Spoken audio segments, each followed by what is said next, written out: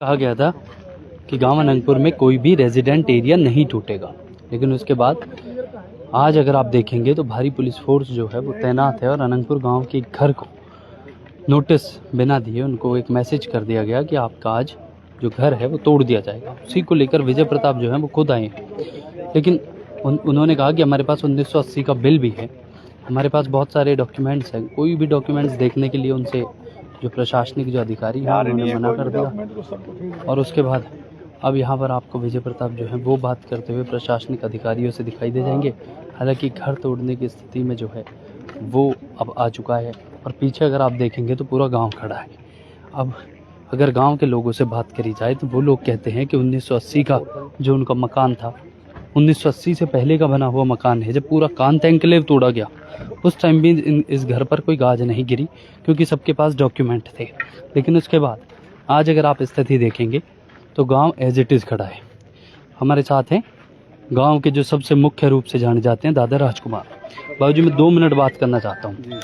जब पूरा कांत एन्क्लेव टूटा उस टाइम भी आपने डॉक्यूमेंट के बेसिस पर अपने घर को सुरक्षित किया था, बताया भी था कि हम गांव के वासिंदे हैं। उन्होंने हमारे डॉक्यूमेंट देके हमारे डॉक्यूमेंट देकर हमें वो छोड़ के चले गए।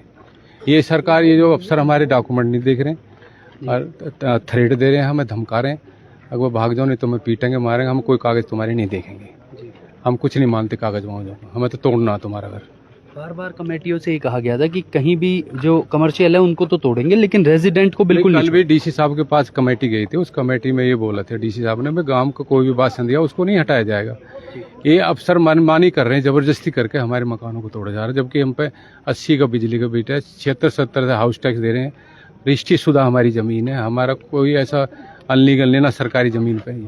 92-93 में ये PLP और ये सारी चीज़ें क्रेशर बंद हुए, सारी चीज़ हुई, लेकिन उससे पहले की अगर बनी हुई कोई चीज़ है उस पर भी ये आज नज़र गड़ाई। हाँ, पहले बड़े ओढ़े जी हमारे सब, पहले छोटे छोटे कड़ी टुकड़े के थे, वो लेंटर डाल लीजिए, इतना काम किया और तो हमने कुछ किया नहीं। PLPL का हमें क्या आज 92 में हमारे कोई अभी तो 1467 एकड़ है, 4400 में से 28-30 हज़ार तो एकड़ जब भी बचती है। ये जबरदस्ती प्रशासन और सरकार मिलकर इसको कबाड़ा कर रही है। इस गाँव के राजनीति की भेंट चढ़ रहा है, राजनीति की भेंट चढ़ रहा है। गांव को बहकाया जा रहा है, मिसगाइड करा जा रहा है, इसको एक एक करके गांव को बर्बाद किया जा रहा है। 800 साल पुराना गांव। हमारा मंत्री है कृष्णपाल जी, वो हमारा भाई है, पड़ोसी है, उसको एक एक चीज़ की पता है गांव कब का नहीं है। उसको आना चाहिए सामने आके गांव में आकर गांव वालों की मदद करनी चाहिए। और उसके पास जाते हैं जी, उनने भी कह रखा है गाँव नहीं तोड़ जाओ, फिर गाँव को तोड़ रही जी। अब क्या कर सकें जी। और विजय प्रताप को जैसे ही पता चला कि आपके घर पर कोई गाज है तो वो सीधा वहां से पूरे गांव को कहीं ना कहीं किसी ने फोन कर दिया, वो बेचारा आया है कि भाई गांव तो सब समाज के लोगों का झोपड़ी नहीं टूटनी चाहिए, वो हमारी मदद में है, सुन रहा है। पर देखो उनकी सरकार तो है नहीं बेचारे की, पर वो मदद कर रहा। अब देखो प्रशासन कितना मानता है, इनकी नहीं मानता।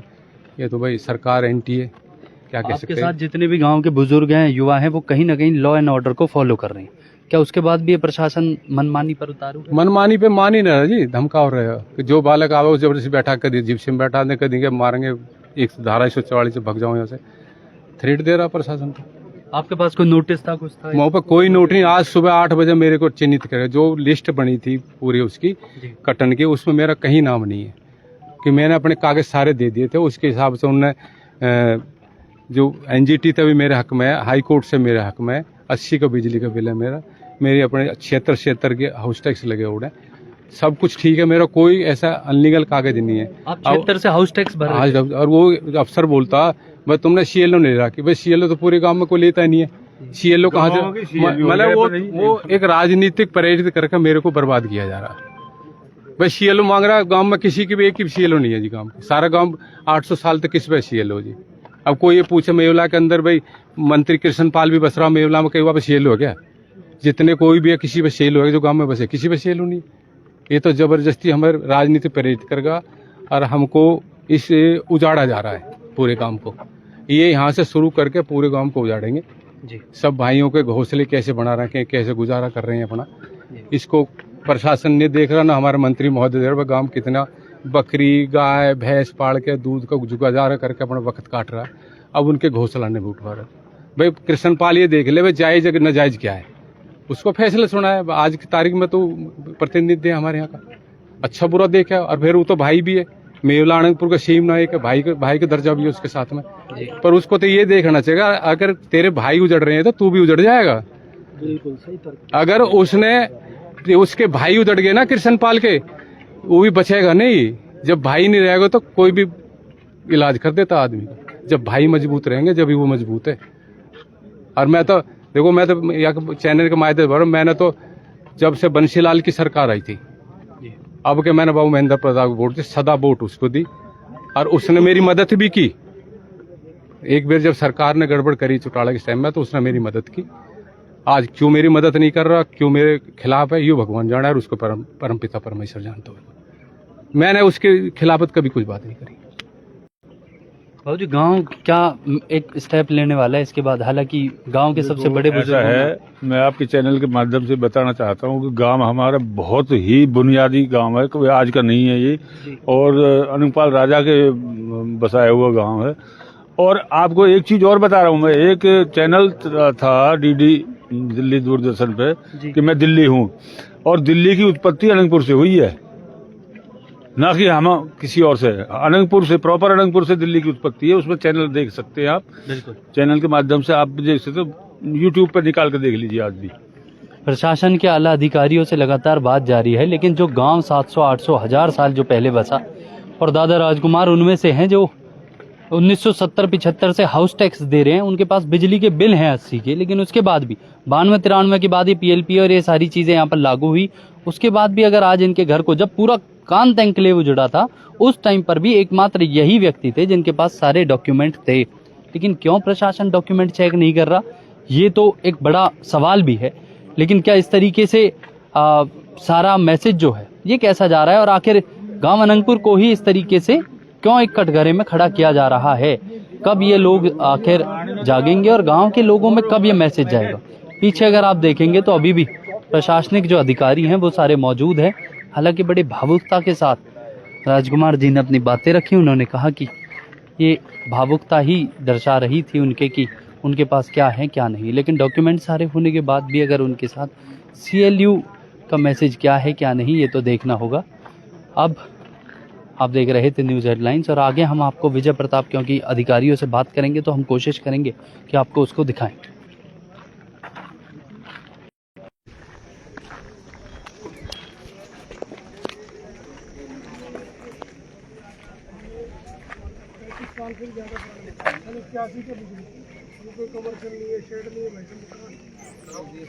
सुनो, DFO को मैंने ये कहा कि भाई DFO साहब, DC साहब से हमें पेपर दिखाने का टाइम आप नहीं सुन रहे।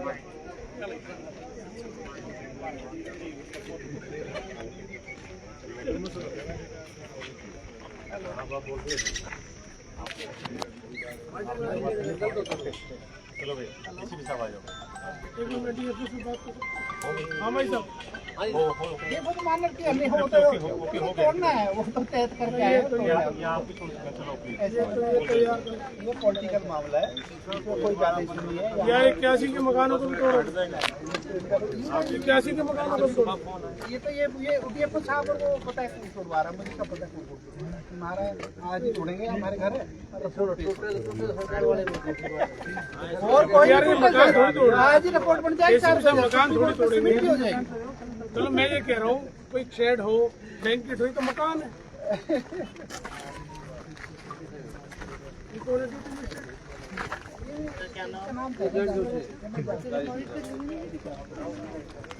ACP साहब, चलो हो गया, DC से बात हो चुकी है, चलो आ जाओ, आ जाओ, चलो आ जाओ। देखो अच्छा ये लगता है शांति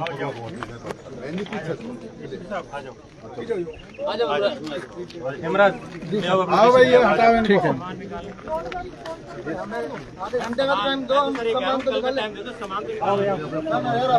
पैसा तो यहाँ खड़ी है साइड में,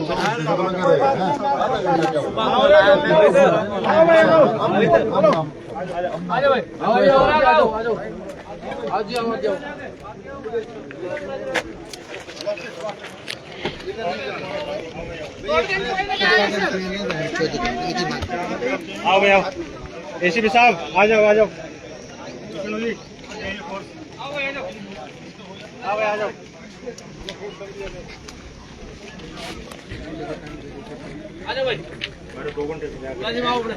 चलो भाई आगे आओ